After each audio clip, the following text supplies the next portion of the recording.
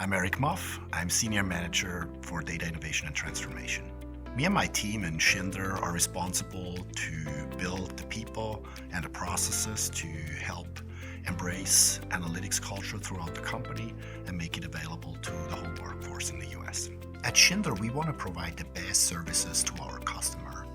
And that starts with knowing what really matters most. So we want to make sure that the equipment that is installed, for example, in an airport, is just running every day smoothly and safely. For that, we need information, right? We need to know when an elevator breaks down or why an escalator stops working. So with Click, we were able to bring all our data together in one platform.